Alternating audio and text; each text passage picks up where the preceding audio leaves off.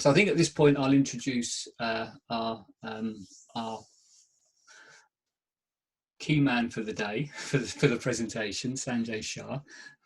We've got a presentation, the way this will run, we've got a presentation, we'll run through that for about the first half of the meeting, and then we'll open it up to everyone to participate. Any questions, anything that's coming up for you, anything that you want to ask around the power in asking for help, and anything that we've done on the presentation. So we'll be running through a PowerPoint slideshow. I'll be chatting through things with Sanjay on that, and then from there we'll open it up. So good afternoon, Sanjay. Welcome. Hello. Good afternoon. Hi, everybody. Nice to see some familiar faces and some faces from the past. Hello, Sue. I don't know how many years it's been, but welcome back. And Shailene as well. Hi. Welcome, Ada. So, Dave, do you want to just run through what we're going to do, and then we'll begin? Yeah, as I say, we've got a presentation that we're going to give to you. Me and Sanjay will be sharing our thoughts, and I'll be asking Sanjay what he makes and what his take is on some of the questions around the power in asking for help. And I think that, you know, it's timely with what's happening at the moment, with what's going on for everyone, and indeed around the world as well. So not just us that are on the call today, but for all of us, there are things that are happening, things that are beyond our control, things that are coming up, and quite often it is that maybe this is the time to consider: are you the sort of person that asks for help? How easy do you find it to ask for help? And that's what we'll be exploring today, is in the power in asking for help. So I shall share the screen now. Just a thought, yeah, if anyone's got anything you want to ask, any questions that come up during the presentation, feel free to put a note in the chat box. Jenny will be monitoring that for us. And as I say, after the presentation, we're looking for about half an hour for the presentation. After that, we'll open it up, and we'll certainly address anything that's coming up, any questions that you've got, or anything that you'd like to share. So I shall now go ahead and share my screen. Hopefully now we can all see that. I've got Sanjay is entering the waiting room for the call. Can I just check? I'm going to just come off the screen share for a second. Jen, can I just check? Can you manage the waiting room for now? Yeah, lovely. Okay, thanks very much. Right, thanks for bearing with me. Back to this screen share then. So we can all see that now. Power in asking for help, which is what we shall be going through today. So, learning to let go. Now, I'd certainly had some thoughts around that when I first saw the slide, and I think for me, with the work that I've done with you, Sanjay, over the years, you know, letting go certainly means a certain thing to me. But I think for some people, it's more a case of, in terms of asking for help, it's that not letting go of, or not being able to ask for help because of what that brings up for them, in terms of how they feel, maybe the shame, or they're being perceived as being weak, or whatever it may be. So what are your thoughts on how letting go helps, or learning to let go, and how that is for people? As many people who are familiar with the work that I teach know about letting go, it has a very specific meaning in the context of the work. But in the context of getting help, learning to let go is a powerful way of going forward in life, because lots of people have heard about the saying, "Oh, let go, you know, let go of that thing that's bothering you." But fundamentally, nobody really knows how to let go, and so learning to let go is a skill in itself, and it's one which serves us in every area of life. So I could talk for the next hour about letting go, but it's fundamental to everything. But in this context, it is really important to learn to let go in order to get the help that you need at the level that you need. Yeah, absolutely. And actually, we've got this, it's okay not to be okay. And I think for some people as well, is it a case that in asking for help, it would show them to their belief that other people would see them as incapable or not up to it, or not good enough, maybe. When we need help, when we're going through something in life that requires the assistance of somebody else, we often feel as if we're not good enough, that we should be dealing with the situation on our own. We should be able to deal with it on our own. And the reality is, we don't always have the tools that we need. It doesn't matter how advanced we are, whatever we're doing, often we may not have the tools, and we do need the help of other people. And whether we're okay with it or whether we're not okay with it, it doesn't matter. It won't change the situation. Our being okay with the situation or not being okay with the situation doesn't change the situation. And if it's a case of being okay or not being okay, it's better to choose to be okay, because that frees up you fighting what's happening, the situation itself, and getting the help that you need in order to actually get out of the situation, if that's what you need to do. So it takes no more effort to be okay than it does to be not okay. So choose the one that's going to help you. Yeah, absolutely. And then I wonder, is it okay to accept that you don't know everything? And maybe for some people, again, that's what stops them asking for help, because they should know the answer themselves or be able to find the answer themselves. Again, let me answer it this way. Is it okay to not know everything? Well, whether you're okay with it or not, the reality is we don't know everything. There is no way that any human on this planet will know everything. And to pretend to know everything is only going to lead to trouble down the line. So yeah, it is absolutely okay, because we have limited capacity to take in all the information that we need. I mean, if you just take the present situation of coronavirus, who really knows everything there is to know about coronavirus? And ask the best experts in the world, even they don't know everything there is to know, because if they did know everything, then we'd have got the whole thing sorted. But we haven't. So the premise that we know everything, that in itself is dangerous. It's much better to actually acknowledge that we don't know everything and then seek the help that we need. Yeah. And there could be many ways of seeking the help. Yeah, absolutely. I mean, the different people have different preferences, but in most interactions, when you seek help, it's better to have a human helping you. Yes, you can seek help on the internet. You can look for information. Yes, you can seek help from machines, if I call them, but there's no more. There's nobody who's more intelligent than actually a human in their ability to help you on there. So the slide says sometimes you need a real person. I'd go further. I'd say actually you need a real person most of the time, not just sometimes. Yeah, yeah, and certainly that doesn't have to be that you're with them in person, and particularly at this time with the social distancing and the restrictions on movement. That connection. Absolutely. I am in a position where I am helping a lot of people because of the business I'm in. But I'm also in a position where I am helped by other people, and I haven't met any of them over the last few weeks.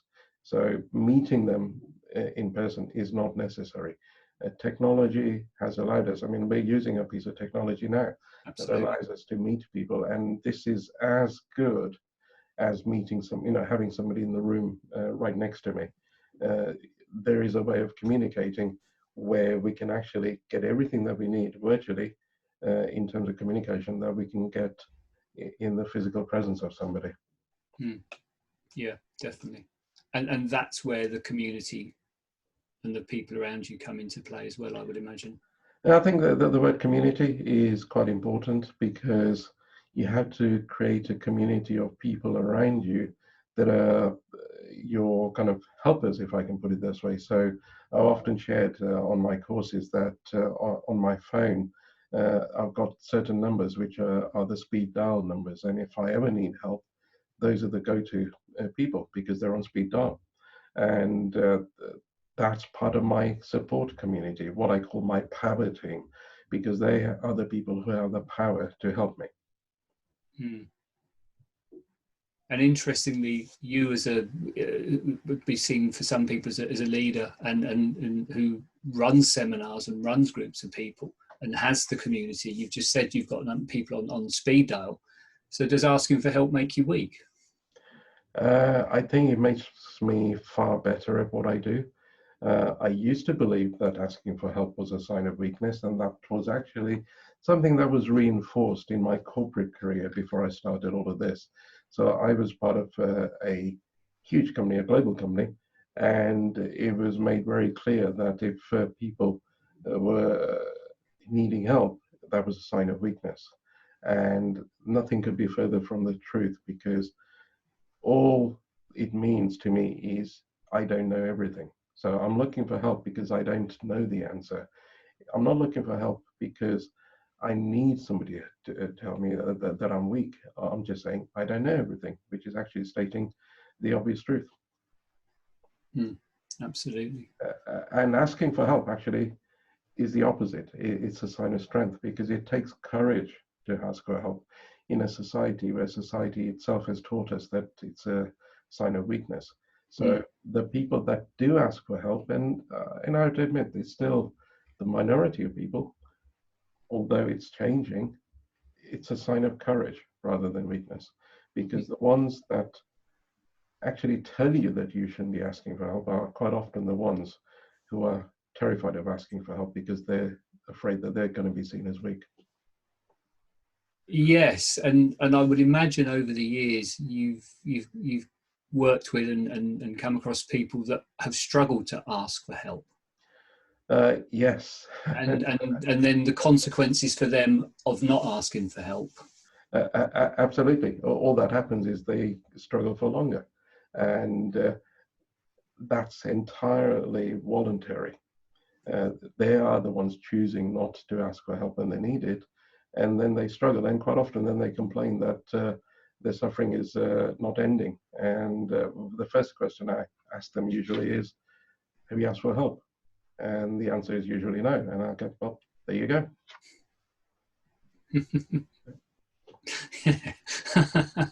It can be quite simple sometimes, can't it? Yes, I'm known for bluntness, I think. Do you think it's fair to say then that asking for help is part of self-care? And I personally, when I see the word self-care, what I think of straight away is the oxygen mask, and Yeah, the idea that looking after yourself actually has a beneficial effect for those around you that you think you should be looking after. yeah, absolutely. Because that analogy of the oxygen mask, if I can remind people who perhaps haven't heard that before, is when you're in an aeroplane and they're going through the safety drill and they go or they tell you about what to do when the oxygen mask comes down. They always say put your mask on first before you help the person next to you, and there is a really valid reason for that. What they don't tell you is you've got a few seconds before you pass out. So literally, if you're busy helping somebody else before you put your oxygen mask on, you may just pass out. And how much use are you going to be to that person if you've passed out? Hence the reason for putting on your own oxygen mask. And self-care is the same because we all want to help other people because we care. But are we really in the best place to help them if we're not even looking after ourselves? How much longer are we going to help them? So it's a completely false premise that we can help other people if we're not caring for ourselves. So self-care is the first thing to do. Yeah, yeah. And you mentioned earlier about sometimes stating the obvious. And do you ever find that actually when we're looking for help or people are stuck and they actually do then ask for help, if they ask the right person, or if the advice is given in the right way, it does seem obvious, but it's just a question of perspective, and maybe something that's so in front of your face you can't see it yourself, but someone else can look and say, well, yeah, it's this or it's that. Whenever I've asked for help, when I've struggled, the person that is helping me, they allow me to look at the same situation from a different viewpoint. And quite often what happens then is you see something in a different way, and you realize that the problem isn't actually as big as you thought it was. So immediately you have a sense, I can deal with this.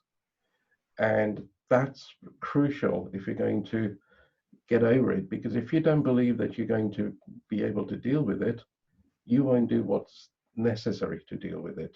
You won't even know what to do because you haven't seen it from that different perspective. So what asking for help helps you do is, if nothing else, you'll start to see the same issue from a different perspective, and you'll be able to get to a solution quicker and in an easier way. Mm. Yeah, yeah, absolutely. And I suppose also we've said about the oxygen mask principle and asking those around you. When you're asking for help, presumably that does have an effect on those people that you're asking for help and those around you. Let me describe it from my perspective, because I get asked for help because of the nature of the career that I have. When people ask you for help, one, it shows that they trust you, and that's really powerful to know that other people trust you. So one of the effects of you going to ask for help from somebody else is, whether they acknowledge it or not, they know that you trust them, because that's the reason you would go to them. And in that, a different type of relationship starts to take place. So there's all sorts of different dynamics that take place. And sorry, Dave, I've just had a blank moment, as I often do. Could you just remind me of the question again? I was thinking about the effect of that you asking for help actually has on those people that you are asking for help, those people around you, the ones on speed dial. Yeah. So because they now know, whether consciously or unconsciously, that you trust them, that enables them to feel better about themselves. And when people feel better, they're much more able to do what they do in a more effective way. So you asking them, or you going to them for help and saying, please help me, not only helps you, but it helps them, because it raises their own self-esteem if that needs raising. And the idea that other people trust you is a powerful human need. We all have this need to be trusted by other people, and all people are doing by asking for help is saying to you, I trust you. And that's when it becomes a two-way street. Then that's when there becomes almost a benefit to both people.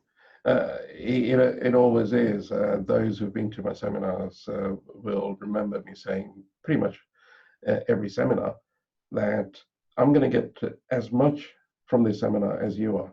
And that's really coming from this idea, it's a two-way street.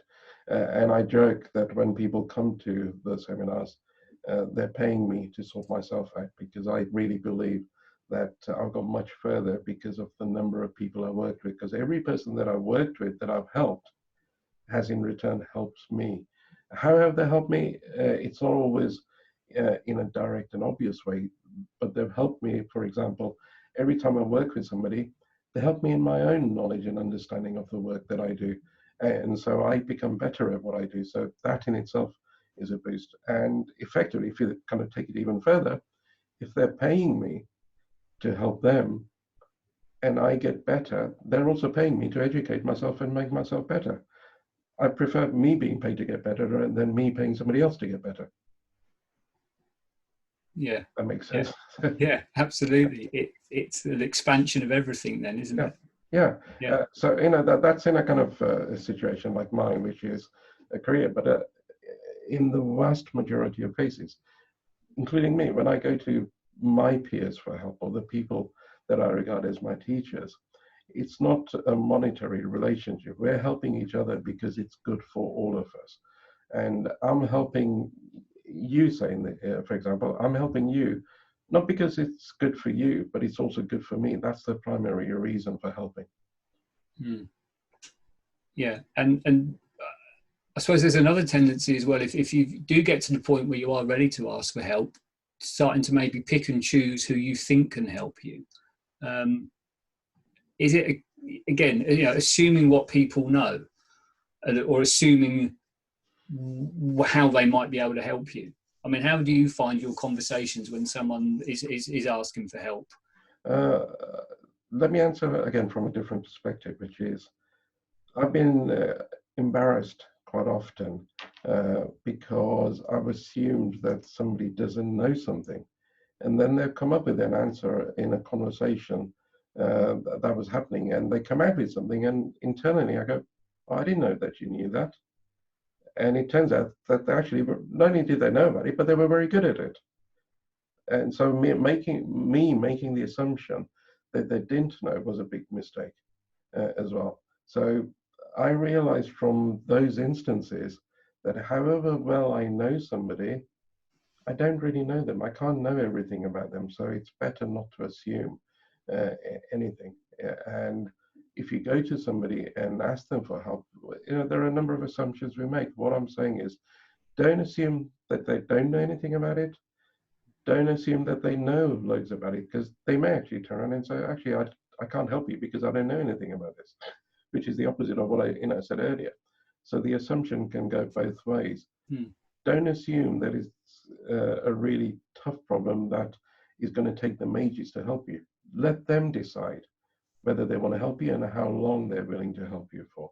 Don't make the assumption that people will give up. So basically, the bottom line is don't make assumptions, because we all have a tendency to make assumptions. So would it also be fair to say, if someone asks for help and you don't think you can help, or it's not something that you've ever come across, is it just as important for you to say, actually, rather than think that you're obliged to help and so come up with whatever it is it just as worthwhile to say to someone, actually, this isn't something that I necessarily can help you with? Put it this way, you won't get away with it for too long if you don't know how to help them. So if you do give them the impression that you can help them, when in the reality is you don't know much about the subject, you'll get found out very quickly. So you might as well be honest up front and say, actually, I don't know too much about this. I'm not sure I can help you. At least then that gives them the time and the room to find somebody who is actually going to be a better person to help them. Yeah. And so that really is having integrity and honesty in yeah, both ways. It'll only hurt you if you aren't honest. Yeah. So then in that sense, you're creating that positive culture, as it says on the slide. That is knowing that if you're asking for help from someone and they know you're asking, you've created that honesty around you. Yeah, and again, just imagine if you go to somebody and ask them for help, that also says to them that you're willing to ask for help, which means it's okay for them to ask for help. So you're also teaching and training them at the same time, if they're the sort of person that perhaps doesn't ask for help very easily. The reality, again, that I've seen is people are very good at giving help. Everybody wants to help, or most people anyway, but far fewer people are willing to receive help. And if they're not willing to receive help, they're the people who won't ask for help, because asking for help also means then you have to face up to receiving help. So people are good at giving, but not as receiving. And without that balance, things are going to be tough. And this is then where you start to build your, as you've said, you've got your, as you consider it, your power team. Yeah. You've got the people that you reach out to. That's when you start to build your team of advisors. But I would imagine it's important to listen to those advisors as well. I'm smiling because just earlier, when I was having a break, I put on BBC News, and President Trump was on there, and he had his team of advisors behind him who said one thing and he immediately contradicted them on there. So yeah, if you have a team of advisors, please be humble enough to actually listen to their advice. Doesn't mean you have to take it, but at least listen to it, rather than brush it aside immediately and come out with your own version. Because what's the point of having a team of advisors if you don't even listen to what they're saying? Yeah, indeed. And I'm just wondering now then, are you likely to be doing yourself harm if you're not asking for help? Yeah, because as I said at the beginning, our own knowledge is limited of any subject, and the harm that you can do yourself is in holding yourself back from actually getting through life in a far easier way because you asked for help. And there's an acronym, if I can just say that, around the word team. So if you have what I call a power team, my power team, what team stands for is together everybody achieves more. And it's one of those which when I first heard it made me cringe a bit because it came from America. I was like, yeah, it's one of those American sayings, but I've realized the truth of it, that when there is a team working together, I achieve my goals and they achieve their goals much more easily than if we were working as individuals. So the harm that we do is holding ourselves back and limiting ourselves. So the benefits of having the team around you and having that support. Absolutely. So again, and many of you looking in today are used to this because you are part of that team or community where the support group is there for helping in various different ways. So in our community, if I just run through it, the system starts off with buddy calls. What's a buddy call? You have somebody or that you're on a program with, always just part of the community, even if they're not running in part of a present program, and they buddy up with each other to be there to help each other through short telephone calls. Or you can have longer calls, or you can have group support as well, as we do within our community. So it's one-to-one support and also group support. There are many people nowadays who are used to the idea of masterminding, and that's more of a group support as well, but it can also work on a one-to-one basis. So the foundation of support is the relationship that you have with these people. And if you build the right relationships, then support is there whether you realize it or not. And all you got to do is actually just say, help. Put your hand up and say, I need help. And the support is there. Yeah, and could it also then be the case that if you don't feel you've got the support network there or the team there at the moment, it's because you haven't been asking for help and you haven't set the whole thing in motion, and it needs that initial step to set things up and to start those relationships and those people realizing that you are able to ask for help, they can give help, and then they can ask you for help, and it builds from there. Let me use an example. So at the moment, everybody's on lockdown. There are people who have literally lost their jobs, and when lockdown is over, they'll be needing another job. So they could sit at home now and wonder how on earth they're going to make ends meet, how on earth they're going to go ahead in life, because now they don't have a job. So even when we finish lockdown, they still don't have a job. If they just sit there and don't let anybody know that they don't have a job, they don't seek any help in how do I get out there? How do I go about and find a job in this situation where I'm not even really allowed to go out of my house for very long, and I'm certainly not allowed to meet people.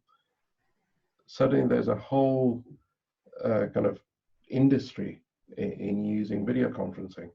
So seeking help has certainly got a lot easier as well. So you could seek help in how to write a CV. So in my case, I haven't had a job for 25 plus years. I don't even have a clue as to how to start about writing a CV because I'm not needed to write one. But if I ever was to go for a job, then the very first thing I need to do is go to somebody and say, how on earth do I write this CV on there? So if people don't know that you need help with anything, how on earth are they going to help you? So if you need help, it's in your interest to be the one to instigate it, not wait for somebody to say, do you need any help? Because most people are busy with their own lives to notice that you're kind of sitting there unless you put your hand up and say, hello, I need help. Yeah, yeah. I think actually that's a really good example, because that anyone now that's in a situation where their job's either in the balance, or you know, it might not be there to go back to, that very thought of I haven't got a job would be possibly perceived, you know, they would perceive other people as seeing that as a failure, even though it's absolutely no control of theirs as what's happened. Yeah. And so they're not sitting there, they're not reaching out, they're not looking to get the CV done or help or whatever it may be.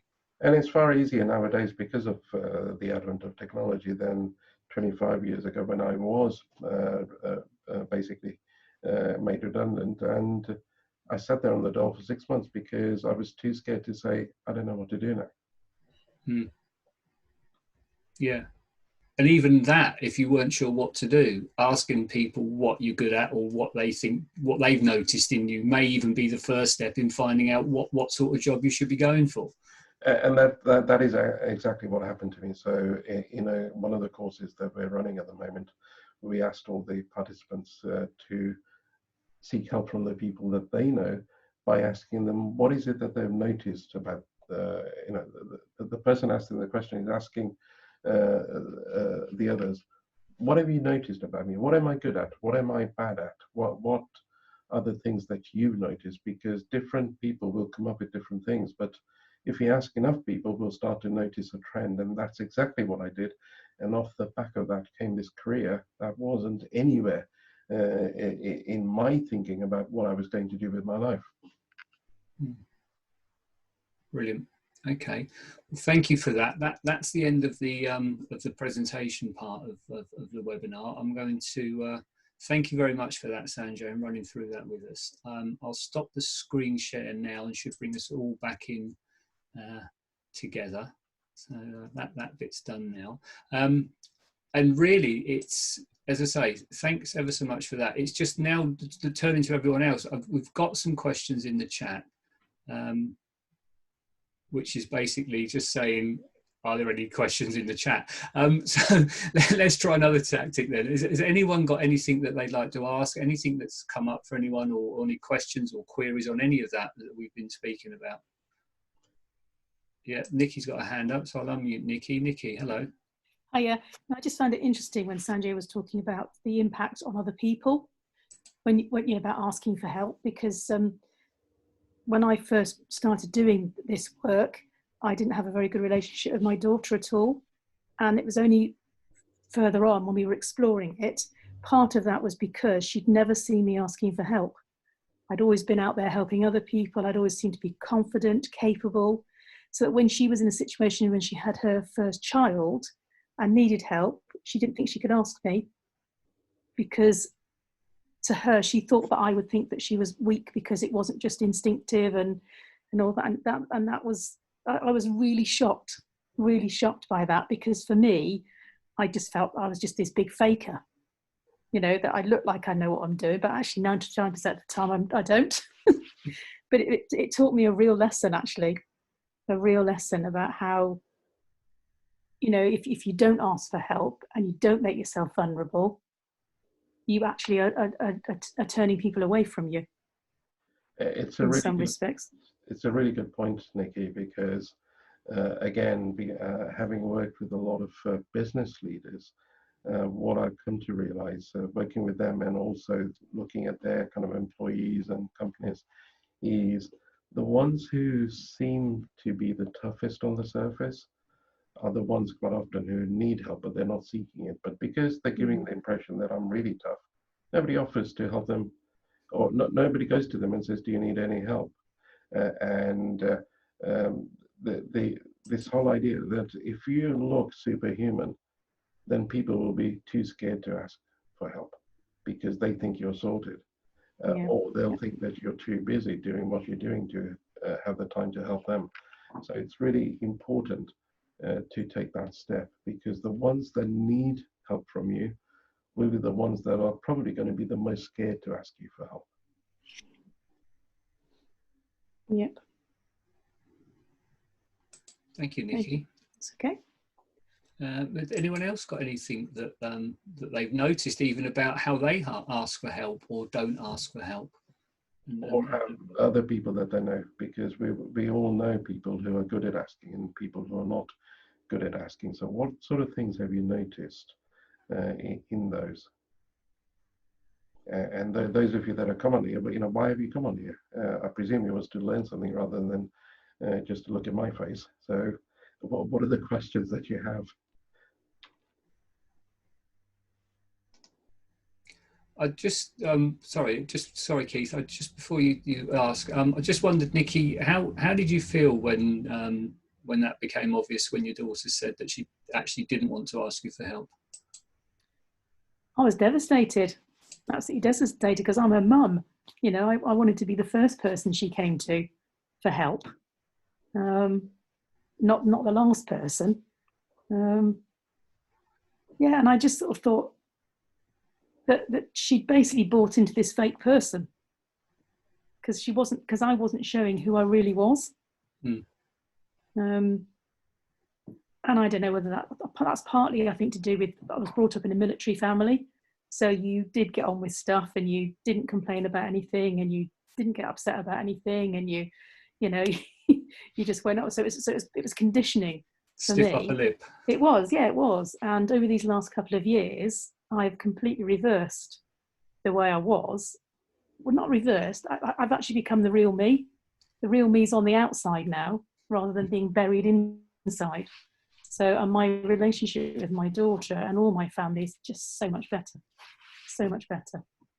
So, and again, Nikki, it's a good point around the military, because there's a reason why a lot of them struggle. It's because when you're in the military, you're taught to have this really hard exterior. The only thing is, then you're sent out into battle and you come back and you still got that exterior, which stops you from asking for help, and then you just suffer in silence. And the number of soldiers that are suffering from PTSD because they didn't even think of asking for help, because it had been beaten out of them completely, is huge. And I'm not saying everybody will be able to help them, but the very fact that they're open to receiving help means that they'll be able to find help more. But it's not just limited to the military, it's also cultural. So in the UK, as Dave just mentioned, it's the stiff upper lip. And when people have that attitude, and I'm glad to say it's breaking down in the UK, because I think as a nation, we are now beginning to be much more open. And that just means that we don't sit and suffer in silence. We get things dealt with much more quickly. Yeah. Great, thank you. Thanks, Nikki, for that. So Keith, yes, Keith, you put your hand up, you had something. Yeah, I think for me, I've struggled for years to ask for help, and it is a pride thing. I think now, through what I've learned through Sanjay and everyone on the EM group, I do ask for help now. I found it very hard to receive that help as well. But I'm a lot better now, and I am asking for help and I am receiving it, and it has made a massive difference to my life. Going back to what Nick was saying about the military, as a couple of you know, my brother killed himself. He was in the Marines, and he killed himself when he came out, but he never asked for help. We didn't know anything was wrong. All he had to do was ask for help, and we could have probably helped him. So I think asking for help is so important in personal life, in business, and in everything, and not be stuck in pride and be too proud to say I need help, which is what a lot of us do, I think. So I think it's made a massive difference to my life, just being able to say, can I have some help here, and what do we need to do here, or and accepting that help as well has been a big thing. So, yeah. Shannon, you got your hand up. And I know about some of the work that you do. What's your experience of all of this? Dave, could you just enable his microphone? Thank you. Yeah, a couple of thoughts came to mind when everyone was sharing. One of them is, the old adage, if you don't ask, you don't get. So that's one aspect. The other is, from my own experience, either when I've asked for help or when I've given help, it's that aspect that, like just for recently, with Zoom having really taken off, a few people have asked how am I using it? Or I've asked others how you're using it to, help with the privacy and that.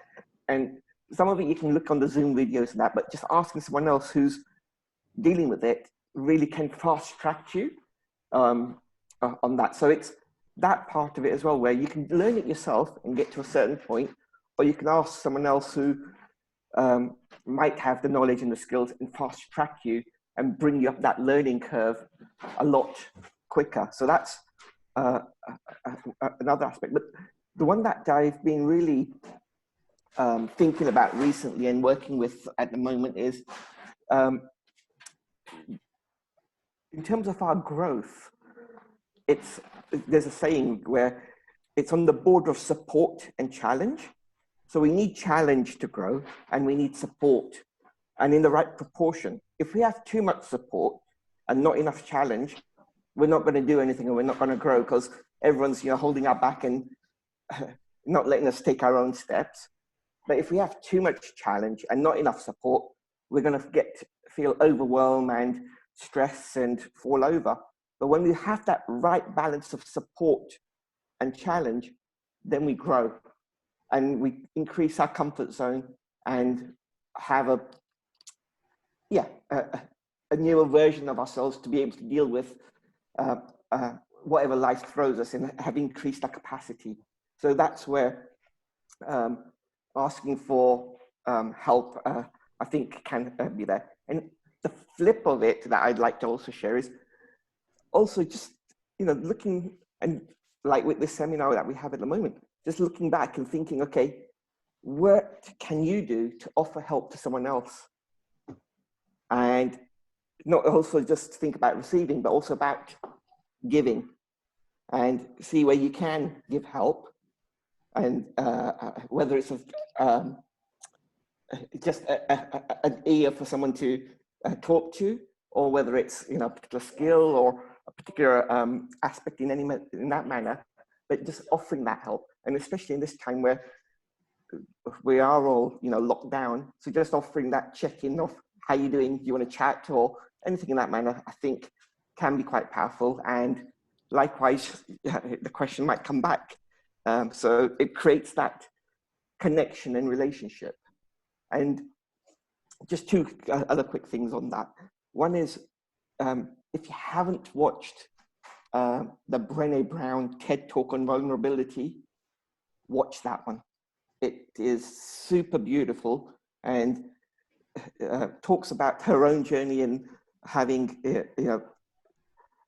not asking for help and then needing help and asking for help in that manner, but also how it, through that journey, other opportunities and other growth happened. So that's a really nice one to look at. And I think often, as Keith, I think, mentioned, our pride or our ego gets in the way and stops us from seeking or asking for help. And as the others have mentioned, where we think we need to be able to just stand on our own 2 feet and do it all ourselves, and not realizing that we are all connected and we can all help and support each other. And that's how innovation, evolution, and growth has happened, both in nature and in our world. So, but yeah, those are some of the thoughts. And they're great points. And I think the one especially around support and challenge is really good distinction, because there are people, and I'm sure you all have people like this in your life, who are always there to help you.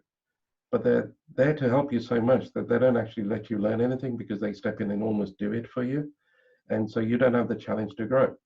And then there are people that'll just let you face challenges all the time without actually stepping in to give you a bit of support whilst you're being challenged as well. So that kind of balance is really important. So the power team that I have, will they sort things out for me? No, they, there's one, and some of you know him, Deepak, who'll probably just sit there and laugh at me whilst I'm going through describing the challenge that I have. And it's not that he doesn't want to help. What he's doing is saying, okay, are you challenged enough yet? Or are you just asking for help because you feel like asking for help? So he's not robbing me of the challenge aspect of it. And so I think that that really is important and a great distinction that you made there. And this whole cultural thing, and I'm not saying it's just in the UK, I think it's across the world, that asking for help is a sign of weakness. The weakness is that we actually believe that stuff in this day and age, and that's something that we've got to get over and be there both to support and to help. So yeah, thank you for sharing that. And can I ask you also just a question from the work that you do? What are you finding with the people? Because the one, and sorry, you just remind me of something, because just 2 days ago, I was asked, or there was a question asked on a forum that I belong to by somebody who asked, does anybody use Calendly? And Calendly is an app to enable people to make appointments. And I kind of said, yeah, I use it. And if you want any help, let's just arrange a Zoom call. And I'd completely forgotten one thing, which I didn't remember until he appeared on the call. So this is a guy now who appears on the call, and it's at that moment I remember he's blind. So he appears on a video conference call asking for help with an app that I use without thinking about it much, and he's blind. And I was so stunned. I said to Darren, hang on, before you carry on, can I just ask you something? And I'm a bit embarrassed to ask you, but can I ask, how on earth do you do this thing? You're blind. Because normally, and I met him, normally he wears this shade, so you just completely forget that. It looked like Stevie Wonder, I guess, and you kind of forget that he's blind. But he didn't have his shades on, so it's the first time I kind of saw him. I thought, he can't see. And again, the reason I'm saying this, what had I assumed? I assumed that he would find easy what I find easy. But he had the courage to then say, I need help. Does anybody know how to use this? And I just, it just occurred to me, it's a great example of what we're talking about. And we got on great. We sorted it out in a few minutes, and he explained how he gets through the world. And he's pretty independent. Now, this is a guy who's been blind most of his life, so from a young age, and he holds the record for the most capped English football player, blind football player. So he holds a number of cups, and he's a black belt at judo, and he's been to the Paralympics. You won't know anything about any of this unless you actually spoke to him and asked him questions on there. So again, don't assume anything. As far as I'm concerned, he's achieved far more than anything I have in terms of courageous things, because the amount of courage it takes to lose your sight and still carry on and do everything that you were doing before, it's huge. So sorry, I interrupted. So I think you were going to ask or share something else, Shona. Just wait a moment to enable the mic. Yeah. No, I've forgotten it for the moment, so please continue. Sorry. Okay, if you remember, put your hand up. And I'm just going to, there's a couple of other people here. Ada, I presume you came here to get something for yourself. Have you got that? And is there anything that you want to ask that is specific to you if you need any help with something?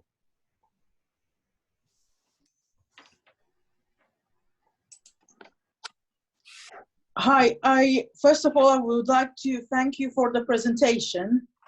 Of course, I got some notes from your presentation, which I believe will help me, but I don't have any questions so far. Okay, that's okay, but thank you for that. And I'm glad to see that you got something out of it as well. And Sue, hi, I don't know if you remember how long it's been since we've spoken, but it's nice to see you. Have you got any questions or comments at all? No, what Nikki said struck me, the family seeing you as so competent, you don't need any help, and of course you'll be able to cope, Mum, because you've always been on your own and strong, so that's fine. that sort of attitude. I mean, they're great, but you know, I hear from them now and then, and they're all doing well, so that's fine. You probably know, and I should have got over it with all the teaching you've given me, there's still an element of trust. So in asking for help, I'm always very wary that, can I trust that person to be confidential? Now, that's why I've probably not got a very big circle of people I feel confident with. So I've just got to get over that, haven't I? And choose people better, maybe might be. Is that it? And you'll find that when you trust people and you take that first step, in the vast majority of cases, they will reciprocate. Will it happen 100% of the time? No. So, you know, if you go out and share something with somebody, can you absolutely guarantee that it's going to be confidential? No. But the danger of not trusting people, to me, is greater than the danger of trusting people. Right. Because I trust, and every now and then, yeah, I do get kind of, in quotes, let down.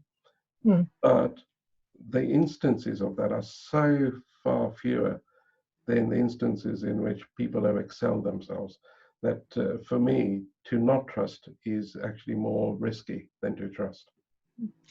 I suppose I differentiate. That's on the personal level. On a practical level, yes, I've got some wonderful people, and Nikki and I were at a meeting this morning, and there's lots of help out there that we can ask for, which is great.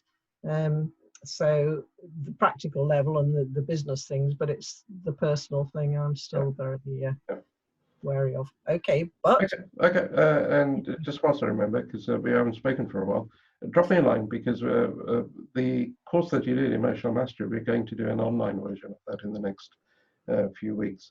So if you want to find out a bit more about it, just drop me a line, and we'll get the. Yeah, well, certainly your techniques are with me all the time and really help. So I'm, you know, that they have really helped me over time. Thank you so much. Okay, that's okay. Anybody else? Dave, I'll pass over to you because I've taken over. Dare I say, not for the first time. I'm conscious of time. We're coming up to 2 o'clock. I did just wonder, did anyone else? I know, Susie, you mentioned a few things in the comments where you know, picking up on what Nikki had said, and that you'd asked for help. I don't know if you wanted to share any of that with us. Yeah, hi. I think it was Sanjay certainly knows, and a couple of other people. I'm very limited on my technology. And I felt, as I put in the chat, because of coming on this today, I really thought, no, ask for help, because I was getting frustrated yesterday that I felt I wasn't able to do something on an Excel spreadsheet. And I thought, no, take the ball by the horns, ask for help. But again, my upbringing was on RAF stations, a very strict father, stiff off the lip, you know, get on and sort it out yourself, don't rely on other people. But I have actually been let down relying on other people as I've grown up. But I did, I asked for help last night to Margaret, and bless her, she really did. And as Sanjay said, people, if they're honest, and that's the other thing I have an issue with is trust, which is what Sue just said. Trying to trust people that you know you've been let down in the past, and it's just building up on that. That's really what I think we have to do, is to build up and trust, and hope that if you ask for help, people are genuine when they try and help you, as opposed to exploit you, if that makes sense. Yeah, it absolutely does, and it strikes me actually, and quite often with people when they're thinking about asking for help, it's almost the magnitude of what they might be asking for is what holds them back. And yet, if you were sat at the dining room table and you couldn't reach the salt or the pepper, you wouldn't think twice about saying to someone, "Could you pass me the salt, please?" Yeah, exactly. That wouldn't register really. You just do it, and yet, could you help me with some technology? Could you help me do this? You almost put a limit on it because of the perceived size of the issue. And yet for that person, back to what I think, you know, we mentioned on the presentation, you don't know what they know or what they don't know. And it might actually be a very quick and simple, easy thing for them to be able to help you with, and not be a massive issue or a big time constraint, but you've held yourself back. I have done. And also, if you ask the younger generation, it's, what, you don't know that? So therefore, I you know, take it as a put down. Yeah, I don't know it. Yeah. And guess what? I have every intentions of trying to take me and my husband, who doesn't, on this. After the lockdown, we are going to try and see if we can register for a seniors education on technology at the local college. So, Brilliant. yeah, it's the feeling of embarrassment. I should know this at my age. It's all those things that whirl around in your head that can hold you back. Yeah, and actually in some instances your age is the barrier to knowing something. So that's the reason why you don't necessarily know it, or aren't as quick or as adept at it, maybe. I know, I'm amazing for 93, but there you go. And Susie, you just reminded me, it was a video I saw a few months back, but if you want to get back at the young generation, we'll had one of those old-fashioned dial-up phones, and to them and say, can you call me? And just watch, because at first they don't even know what the hell it is. It's just hilarious watching that, you know, kind of whilst they assume that we don't know things we should know, it also works in reverse. And it is just you know, yeah, it is a generation thing, but I think the younger generation are better at asking for help, and they stay that way until we as adults drum it out of them, as happened to us on that. And Nikki, you had your hand up, but before that, can I ask Selena a question? Selena, you, I think, were somebody that struggled to ask for help. Well, that's the impression you gave, but you've changed. And how are you finding it now that you are asking? It's almost like I feel motivated to ask for help, and then I don't. It's dependent on what's going on, and a lot of what's been said about growing up in the RAF.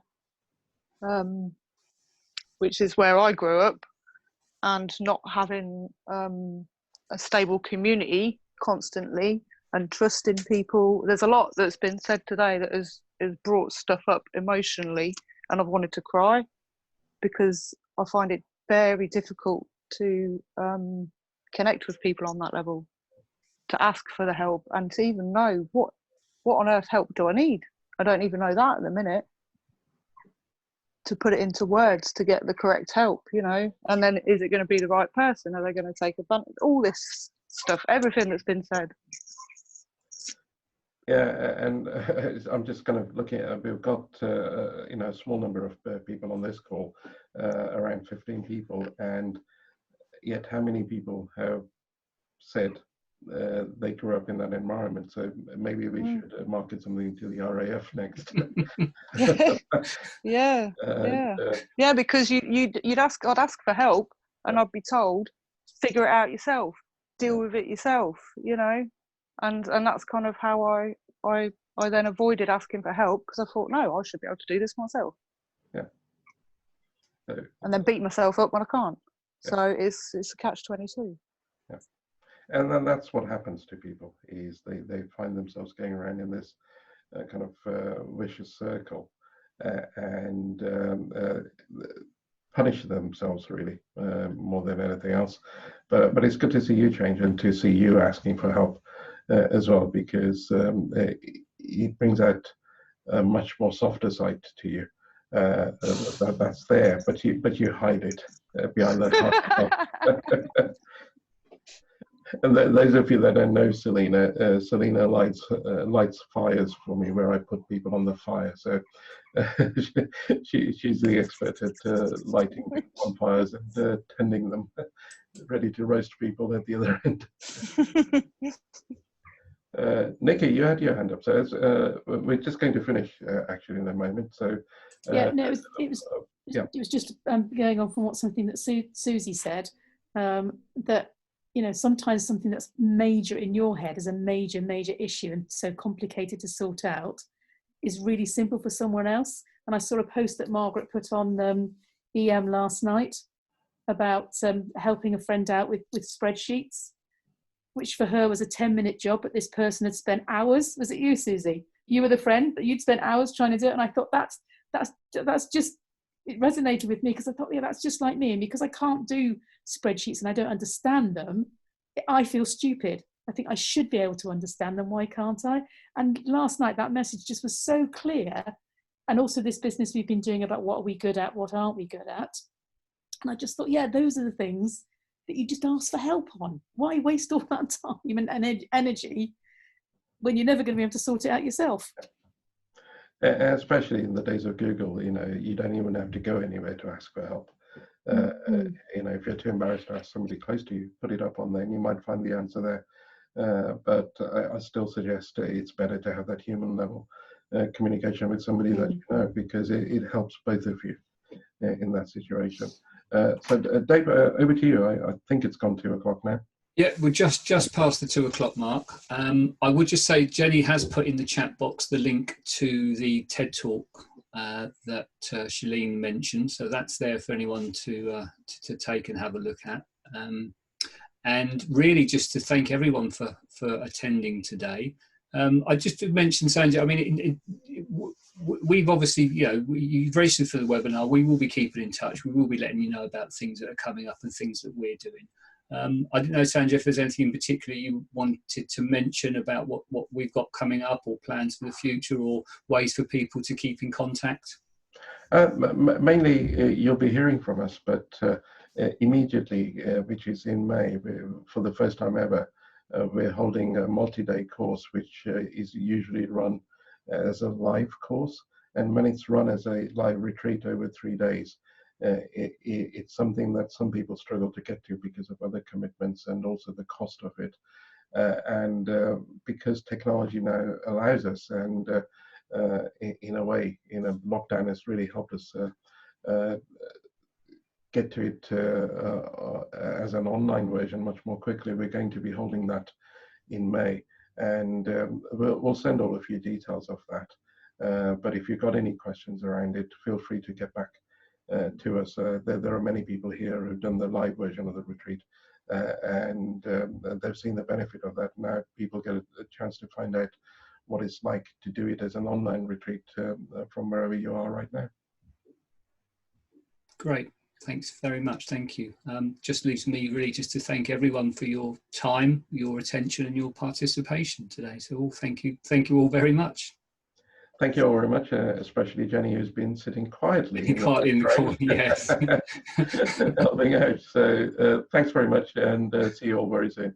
Thanks a lot. Bye for now. Bye, everyone.